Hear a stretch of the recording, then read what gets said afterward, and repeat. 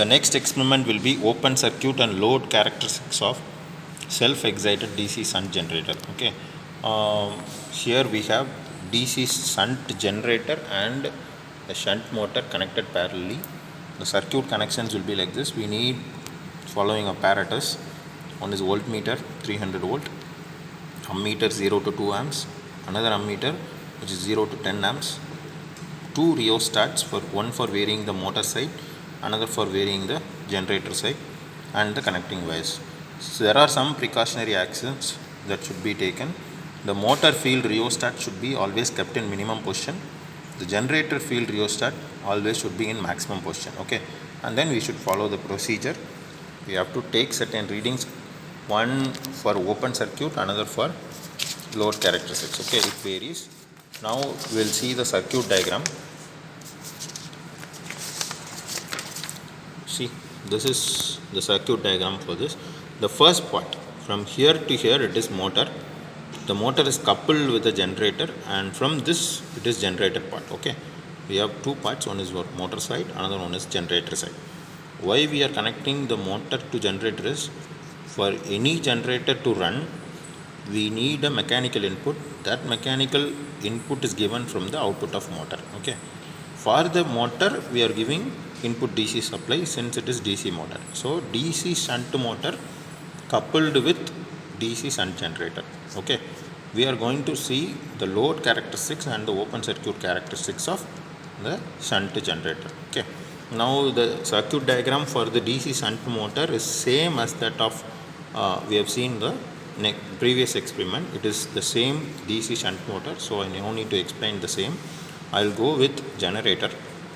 Here in generator we have the same A1, A2, the armature and the field. Armature side there are 2 points, A1 and A2. The field side we have F1 and F2. To vary the field current we have connected a rheostat here. Okay, and to measure the voltage at the load and the current of the field winding of generator, you are connecting the ammeter and voltmeter. We need to calculate or measure the current at the load also, so we are connecting the load side ammeter also. This value will be more than this, so this ammeter will be of higher rating and this one will be of lower rating. Okay, now let us see the panel side. On the panel we will have the connections like this. See, first part, before this is shunt motor connection, which will be same as that we have seen in the previous experiment. Next half, after coupling, we have generator side. Generator side we have generator armature and generator field. Motor side we have motor armature and motor field. Here the input we have LFA, which denotes the 3-point starter. We have a DC switch and the input points plus and minus. Apart from that we have rheostat for field and rheostat for generator. Sorry, rheostat for motor and then rheostat for generator. This is the ammeter. Now we are going to perform open circuit characteristics. So we need only two measurement devices. One is your ammeter at the field side and the voltmeter. Okay, now we will take the readings. Okay, for this experiment we have to take two different readings. One is for open circuit. First we will start with open circuit. Connections are given for the open circuit and how to start. First one is the same. We have to switch on the DC switch. Once it is switched on, then we have to move the 3-point starter to the right. Once we move the 3-point starter to the right, the motor and the generator coupled set will be started. See, it is running. There will be, first point is you have to set the motor field rheostat by seeing the speed. The speed should be 1500. Set the speed of the motor as 1500 by varying the motor field rheostat. Okay, now we have set the value. This is the first step. With this step, what we need to do is, we have to vary the generator field rheostat. Before that, we have to note down the residual voltage and the current.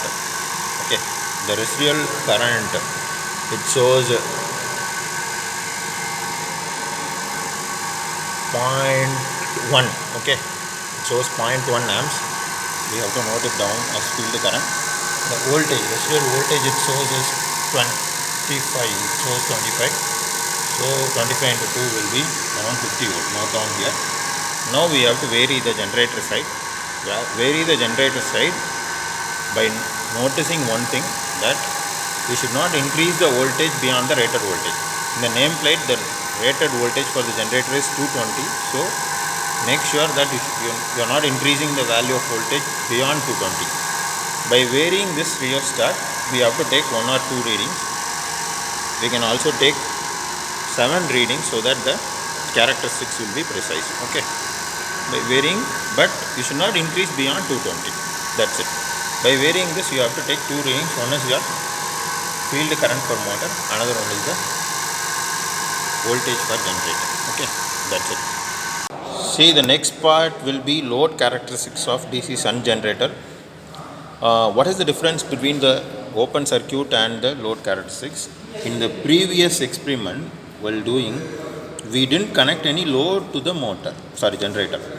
We connected only generator, armature and field, and the readings for voltmeter and the ammeter. We didn't connect any load here. Now we have just connected the load. See, we have added a resistive load to the system. See, the load is connected directly to the ammeter and the voltmeter, so that the variation of load will have some implication on running of the motor. That has to be calculated. We are going to take readings for that. See, the terminal voltage, load current is going to be taken, the field current and the armature current is also calculated. Okay. Now with that, we can easily calculate the generated voltage. See, the connections are done. Now we will start the motor. First, the same thing, switch on the DC switch. It is on. Now we will move the 3-point starter. Now the motor generator starts. Okay. Now the same procedure, we have to vary the motor field rheostat and set the speed at 1500. This is the procedure. Okay, we have to follow.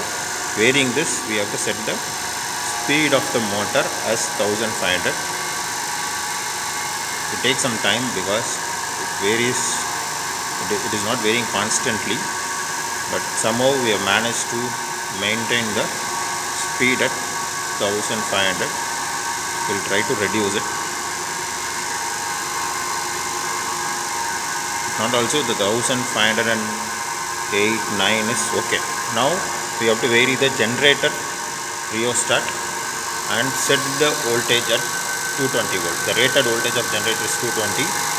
So be clear and precise that we have to set the value of voltage at 220 volt. 110 into 2 is 220. We have connected plus 300. So we have set the voltage at 220 by varying this rheostat. See, we have varied from here to here. Now with this, we have to note down the readings for all the values. See, the ammeter value is 0. Okay, since there is no load connected, all the loads here for the resistive load is 0. We have switched off all the loads, so the load current is 0 now. Okay, the first reading for this, we should also note down the field current. We have noted all the 3 readings here. Now we have to switch on the load one by one. We are going to switch on the first load.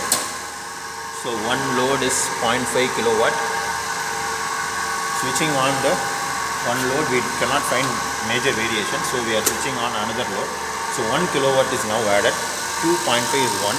So now the load current is around 4 amps. See, it is standing at 4 amps.